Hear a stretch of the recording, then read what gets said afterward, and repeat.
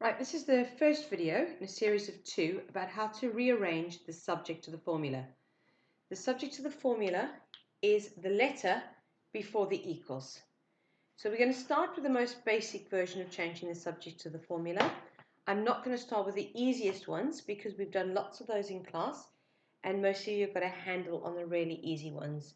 So I'm going to start kind of medium, and this is the first one we're going to go for. So the expression is P equals 2 minus 7x.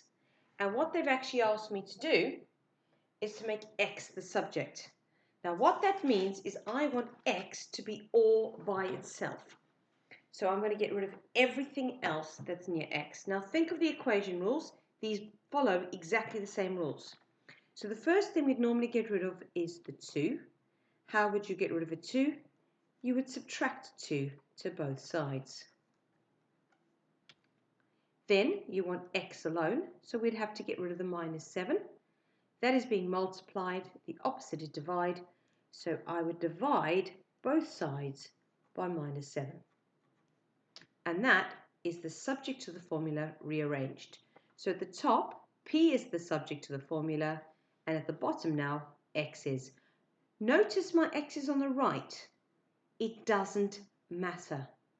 Seriously, you can have x on the left or the right, as long as it's by itself, it's the subject. Right, let's try another one. Okay, this one's going to use slightly different operations.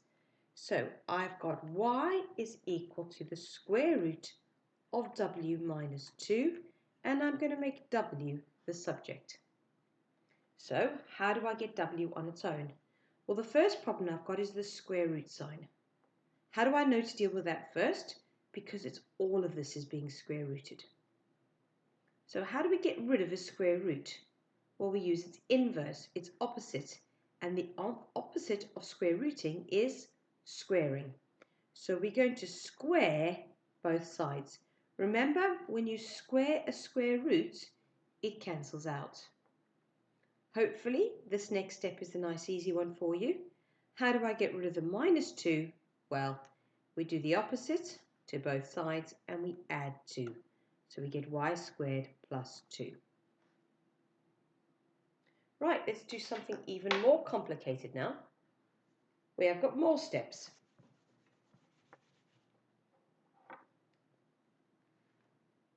So in the next one I'm going to do, we're still going to make w the subject. But I've now got 2 square roots. So I've got the square root of a plus 2 is equal to the square root of a minus w. Well, we've got square roots again. What do we do to get rid of a square root? We square. So we're going to square both sides. Square this side gives me a plus 2. Square this side gives me a minus w.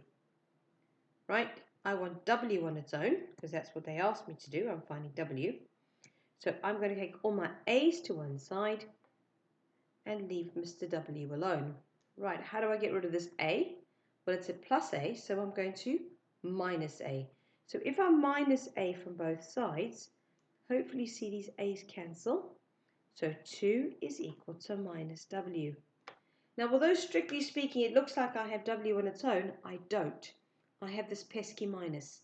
Now remember, there's an invisible number here. There's an invisible 1 in front of the w. Well, how do you get rid of a number in front? Well, that's times, so we're going to divide. So I'm going to divide both sides by minus 1, and I'm told 2 divided by minus 1 is minus 2, and a minus divided by a minus, hopefully there is a plus. So I've actually got an answer for this one, a little bit more different to the others.